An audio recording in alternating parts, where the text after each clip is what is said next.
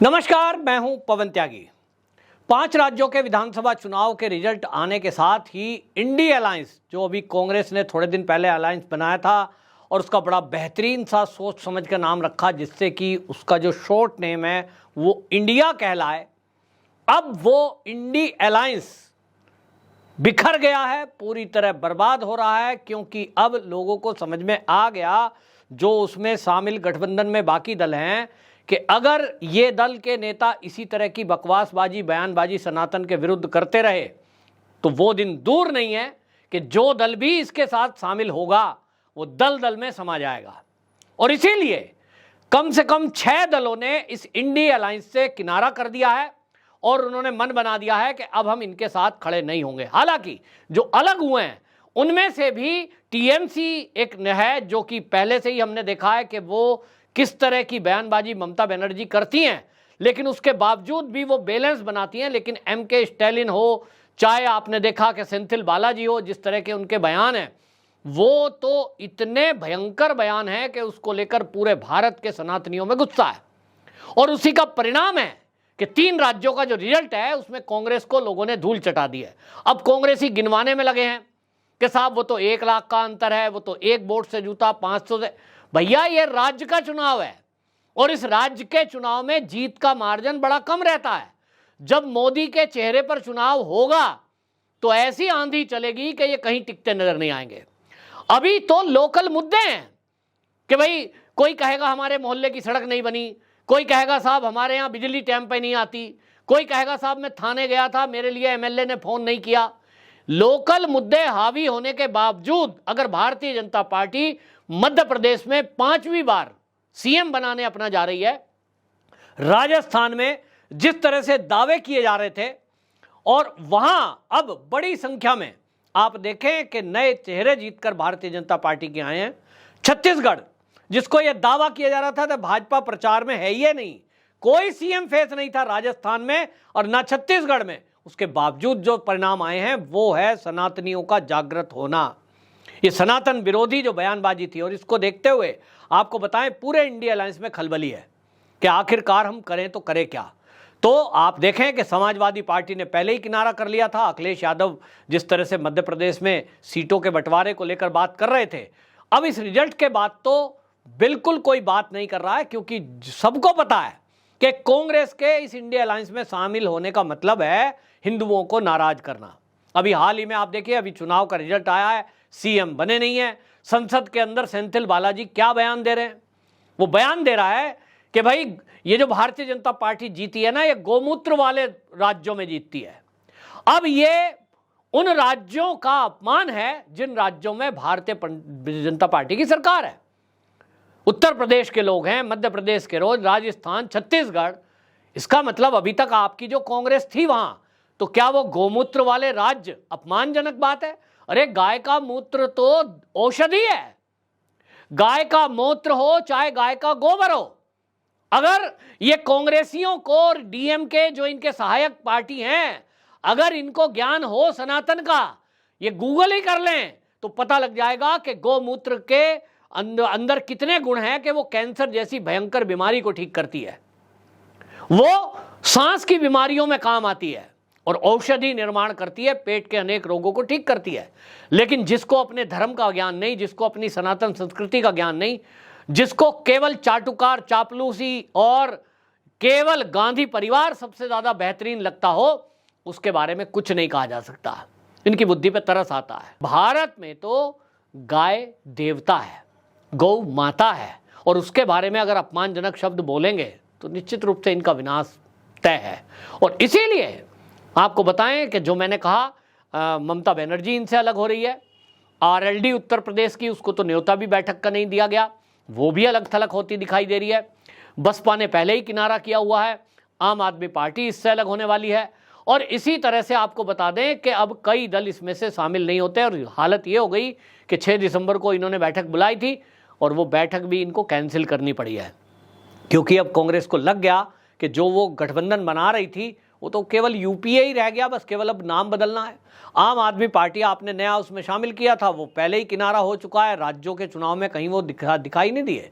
तो आपसी फूट है और किसी के अंदर इतनी हिम्मत नहीं है कि वो ये कह सके कि ये जो हार हुई है ये सनातन विरोधी बयान के बाद हुई है।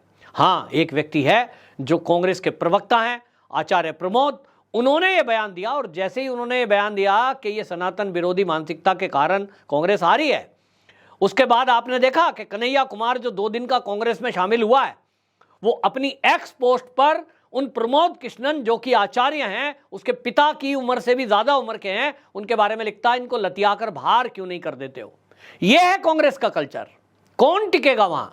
जो आपको बता दें कि ये बयानबाजी हुई, इसको लेकर के फिर से एक बार चर्चा है, लेकिन आपको बताएं कि इस सब को लेकर ये हो गया है कि नीतीश कुमार भी अब इस गठबंधन में शामिल नहीं होंगे।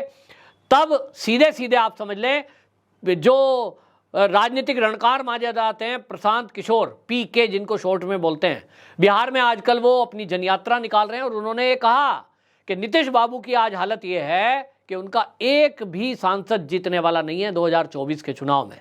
क्यों? क्योंकि उन्होंने अपने पैर पर कुल्हाड़ी मारी और वो भारतीय जनता पार्टी का साथ छोड़कर लालू के साथ चले गए।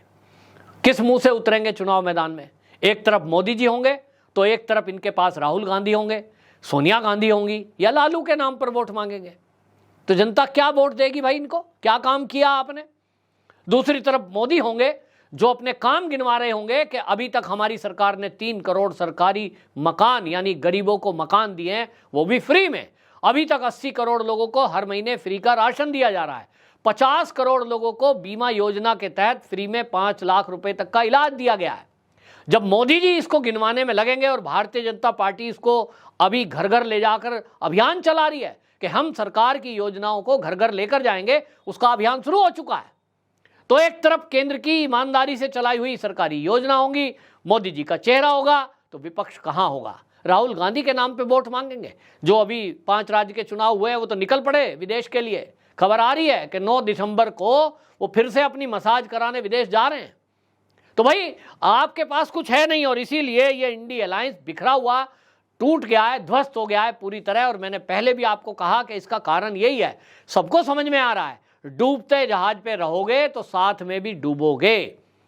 ये कांग्रेस एक डूबता जहाज है, 50 का आंकड़ा पार नहीं कर पाएंगे चुनाव में, ये पक्का है। क्योंकि आज आप देख लीजिए जो माहौल है उसमें जो 3 राज्यों में भारतीय जनता पार्टी जीती है, केवल मध्य प्रदेश की अगर बात छोड़ दूं, क्योंकि मध्य प्रदेश में लाडली बहना योजना जो शिवराज सिंह चौहान ने चलाई थी उसके कारण महिलाओं का बहुत वोट मिला है, लेकिन छत्तीसगढ़ और राजस्थान, इन दोनों राज्यों में तो बीजेपी की सरकार ही नहीं थी।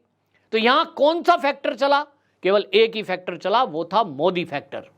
मोदी के चेहरे पर लोगों ने विश्वास किया और जो वो मंच से बोलते थे, चाहे अमित शाह अपनी रैलियों में बोलते थे कि हम जो घोषणा पत्र में बोल रहे हैं ये मोदी की गारंटी है, जनता ने विश्वास किया। और इसलिए ये घोषणा पत्र तो कांग्रेस का भी जारी था, लेकिन लोगों ने कांग्रेस के घोषणा पत्र पर विश्वास नहीं किया, भारतीय जनता पार्टी के घोषणा पत्र पर विश्वास किया। लोगों ने वोट दिया और सरकार बनाई। ये बता रहा है कि मोदी का जादू आज भी बरकरार है 2014, 2019 की तरह, और 24 में और भी ज्यादा होगा, क्योंकि राम मंदिर का उस समय उद्घाटन हो चुका होगा, रामलला स्थापित हो चुके होंगे भव्य राम मंदिर में। और यह भी बता दूं कि जिस तरह से कोर्ट के फैसले की बात चल रही है, कृष्ण जन्मभूमि का भी फैसला हो चुका होगा, श्रृंगार गौरी मंदिर का भी फैसला हो चुका होगा। यानी हिंदुओं के 3 बड़े तीर्थ, 3 बड़ी मांग, वो ऐतिहासिक पल होंगे कि जब उनका निर्णय हो चुका होगा। और उसके लिए यदि श्रेय किसी को जाता है तो वो भारतीय जनता पार्टी और मोदी को जाता है। सोचिए क्या माहौल होगा, कल्पना करके देखिए। यह आंकड़ा 400 तक भारतीय जनता पार्टी का पहुंचने वाला है। और इसलिए डूबते जहाज पर जो बैठना चाह रहा है वो बैठे। वो कहते हैं ना, मूर्खों के सरदार।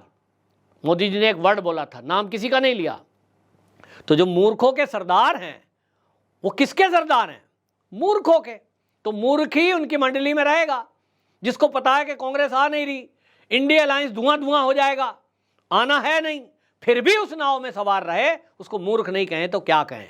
तो मोदी जी का जो वर्ड था वो आज समझ में आ रहा है कि जो ये इंडिया अलायंस का अभी भी हिस्सा बने हुए हैं, उनके दिमाग की स्थिति को आप समझ सकते हैं। और इसीलिए जो समझदार है, आप देखेंगे इस इंडिया अलायंस को छोड़ के या तो इंडिपेंडेंट हो जाएगा अलग। भाई डूबते जहाज के बजाय आप अपनी छोटी सी नाव पे सवार हो जाओ, बच जाओगे। या फिर वो बड़े जहाज भारतीय जनता पार्टी में शामिल हो जाएंगे। कई दल ऐसे भी आपको अब अगले आने वाले दिनों में दिखाई देंगे, क्योंकि इन 5 राज्य के परिणाम का बहुत भारी प्रभाव हुआ है, तो ये दिखाई दे रहा है। और इसलिए ये मीटिंग करते रहते हैं, 3 मीटिंग पहले भी कर चुके हैं, फर्क कुछ पड़ा नहीं, बात कुछ हुई नहीं। और अभी तो टिकटों के बंटवारा, सीट शेयरिंग पर कोई बात इंडिया अलायंस में हुई नहीं है। अब ये बैठक कब होगी ये देखने लायक बात होगी, और उसके बाद जब सीट शेयरिंग पे बात होगी तब ये देखने लायक बात होगी कि तब कितने दल बचेंगे। बहरहाल ये इंडिया अलायंस अभी तक तो खंड खंड होता दिखाई दे रहा है। टुकड़े टुकड़े गैंग को साथ लेकर चलने वाले दल ये टुकड़े टुकड़े होते दिखाई दे रहे हैं। मोदी की आंधी में सब उड़ते दिखाई देंगे आपको 24 के चुनाव में। आपकी क्या राय है? कमेंट बॉक्स में जरूर बताएं। वंदे मातरम।